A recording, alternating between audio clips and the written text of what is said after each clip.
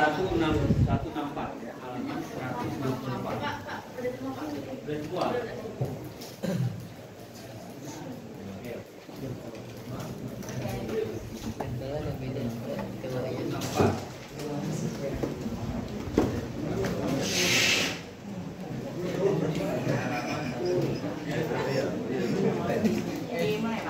Ya, silakan mohon disimak.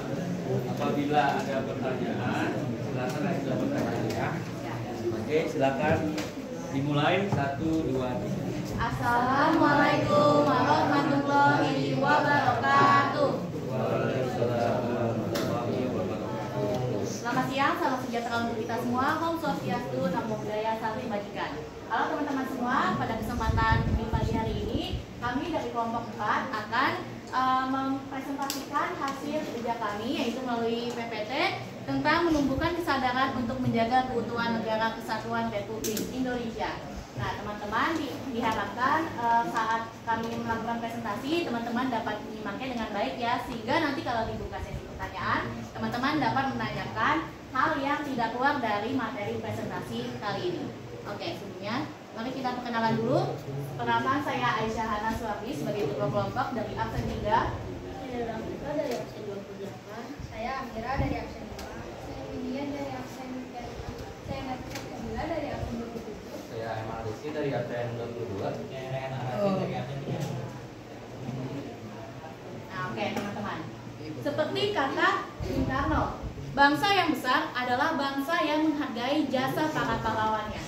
Nah, kata-kata ini bukan hanya sekedar kalimat yang indah, tapi juga sebagai pengingat kita bahwa kita berdiri di atas pundak para pejuang yang telah mengorbankan segalanya demi kemerdekaan Indonesia.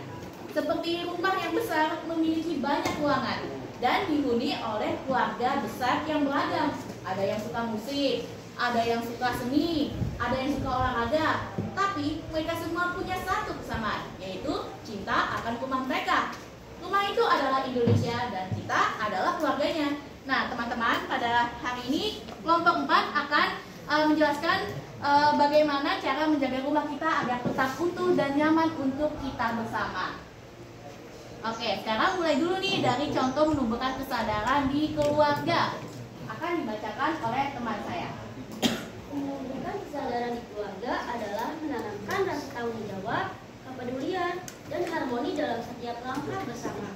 Contoh, yang pertama, mengajak anak membersihkan lingkungan rumah dan masyarakat. Yang kedua, mengajak anak berteman dengan anak-anak yang ada di sekitar rumah.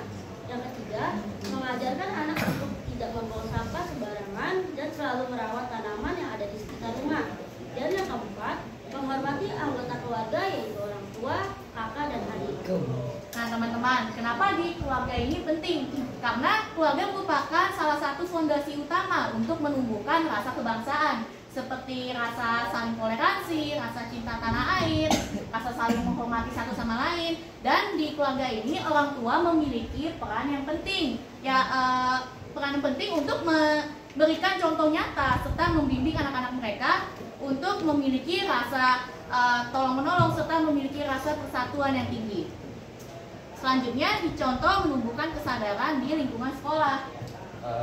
Sekolah adalah benteng utama pembentuk kesadaran berbangsa melalui pendidikan, interaksi sosial, dan penanaman nilai-nilai Pancasila. Sekolah menciptakan generasi yang tidak hanya cerdas akademis, tapi juga memiliki integritas nasionalis untuk mempertahankan persatuan Indonesia. Contohnya, pertama itu mengadakan upacara bendera secara rutin. Kedua, mengintegrasikan nilai-nilai Pancasila dalam pembelajaran. Ketiga,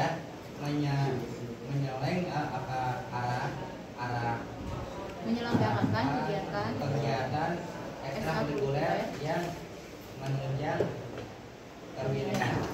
Keempat, mengadakan lomba atau acara bertema nasional. Kelima, membiasakan sikap toleransi dan menghargai perbedaan. Nah teman-teman, kegiatan selanjutnya yaitu ada di sekolah. Karena di sekolah ini merupakan tempat yang efektif untuk mengajarkan rasa kebangsaan, mulai dari pendidikan secara formal ya, pendidikan di kelas itu bisa diajarin, bahkan pendidikan di ekstrakurikuler reguler juga bisa diajarin ya, saling gotong royong. Terus di sekolah ini juga bisa membentuk karakter siswa yang memiliki rasa bela negara serta semangat dan cinta tanah air. Oke, selanjutnya menumbuhkan kesadaran lingkungan di masyarakat. Menumbuhkan kesadaran di lingkungan masyarakat berarti membangun pemahaman, kepedulian, dan tanggung jawab bersama terhadap berbagai aspek kehidupan sosial, budaya, lingkungan, dan ekonomi. Contohnya yaitu yang pertama kegiatan gotong royong membersihkan lingkungan, yang kedua bakti sosial, yang ketiga kegiatan keagamaan atau perayaan nasional, yang keempat menggalang dana atau bantuan untuk warga yang terkena musibah, yang kelima membentuk kelompok ronda malam untuk menjaga keamanan lingkungan. Nah teman-teman, sekarang di lingkungan masyarakat, masyarakat yang rukun dan harmonis tentu saja menjadi modal utama untuk menjaga kesatuan NKRI. Bayangkan saja jika masyarakatnya memiliki hubungan serta hubungan yang baik gitu, berbicaranya yang baik, memiliki kaitan yang baik, pokoknya tentu saja dapat menumbuhkan rasa persatuan. Balik lagi, yaitu jadi kita memiliki rasa gotong royong yang tinggi, saling membantu. Nah selanjutnya di lingkungan media sosial dan internet, nah yang digunain sama anak muda nih. Media sosial atau internet sangat berpengaruh bagi kehidupan saat ini.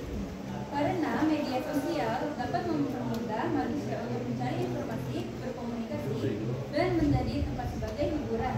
Namun supaya kita tidak menggunakan media sosial dengan hal-hal yang negatif, kita harus menumbuhkan kesadaran di media sosial atau internet. Contohnya, yang pertama, bijak dalam menggunakan media sosial. Kalian dapat menggunakan media sosial dengan hal-hal yang positif dan tidak merugikan dari diri sendiri maupun merugikan orang lain. Yang kedua, memilah informasi. Generasi muda memerlukan panduan etika di media sosial.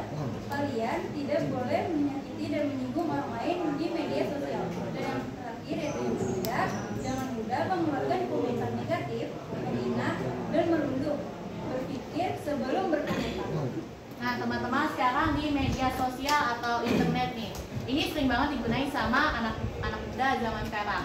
Kenapa? Karena di media sosial ini bisa menjadi tempat yang bagus, tempat yang efektif untuk menyebarkan berita yang positif seputar kebangsaan serta seputar kebudayaan Indonesia. Tapi perlu diingat juga kalau di media sosial, di internet ini sudah merabak, sudah banyak sekali ya berita-berita hoax, berita-berita ujaran kebencian yang justru dapat memecah belah persatuan. Maka dari itu balik lagi kita harus bijak menggunakan internet atau media sosial ya. Nah teman-teman, di sini ada dokumentasinya. Ini cara menjaga keutuhan dan persatuan di keluarga. Ini cara menjaga persatuan dan keutuhan di sekolah, di masyarakat, dan bermedia sosial. Nah teman-teman, jadi apa kesimpulan yang bisa kita ambil dari presentasi hari ini? Yaitu kesimpulannya adalah menjaga persatuan dan keutuhan negara Kesatuan Republik Indonesia adalah tanggung jawab seluruh warga negara. Serta menjaga persatuan dan kesatuan itu harus dipupuk sejak dini dan harus ditanamkan dalam setiap kegiatan seperti kegiatan setiap lingkungan. Lingkungannya yaitu yang tadi disebutin, lingkungan keluarga, lingkungan sekolah, lingkungan masyarakat, dan lingkungan media sosial, dunia maya ya. Nah teman-teman, demikian presentasi dari kelompok 4. Mohon maaf bila ada salah kata. Semoga apa yang kita sampaikan bisa berguna untuk kita semua. Terima kasih. Wassalamualaikum warahmatullahi wabarakatuh. Waalaikumsalam warahmatullahi wabarakatuh. Kasih tepuk tangan buat kelompok 4. Silakan kepada anak semua yang ingin bertanya kepada kelompok 4. Akhirnya tentang penunjukannya kesadaran dalam kaitan dengan silakan ditanya satu dua. Bagaimana cara menjaga keutuhan NKRI di tengah maraknya penyebaran informasi, hoax, dan ujaran kebencian di media sosial? Bisa diulang Syakila? Bagaimana cara menjaga keutuhan NKRI di tengah maraknya penyebaran informasi, hoax, dan ujaran kebencian di media sosial? Oke, sebelumnya dari teman-teman ada yang mau bantu jawab? Oke, kalau tidak ada boleh saya jawab. Oke, Syakila, bagaimana cara apa tadi? menjaga kesatuan NKRI di tengah merabaknya ujaran kebencian di media sosial. Dan hoax. Oke, yang pertama itu kita meningkatkan literasi digital masyarakatnya, seperti melakukan literasi, karena kebanyakan orang itu saling berantem karena pertama salah paham. Terus yang kedua itu kita bisa mengadakan kampanye-kampanye tentang cara agar lebih bijak menggunakan internet. Serta buat selanjutnya kita dapat bekerjasama dengan pemerintah untuk memberikan sanksi, memberikan hukuman yang sepadan bagi para penyebar hoax, penyebar berita bohongan, berita ujaran kebencian, serta masyarakatnya pula juga yang harus memerangi berita hoax. Dan sekali lagi harus kita himbau kepada seluruh masyarakat kalau mendapatkan informasi apapun itu yang pertama-tama harus disaring terlebih dahulu, jangan langsung percaya. Gitu. Nah, saya kira gimana? Ada lagi silakan yang ingin menanggapi atau bertanya. Jadi di PPT kalian di bagian contoh menunjukkan kesadaran siapa yang di sekolah. Pertanyaannya bagaimana kalian menilai efektivitas pendidikan kewarganegaraan dalam menumbuhkan kesadaran untuk menjaga NKRI pada saat ini, dan bagaimana dan apa menurut kalian yang harus diperbaiki? Oke. Dari teman ada yang mau menjawab?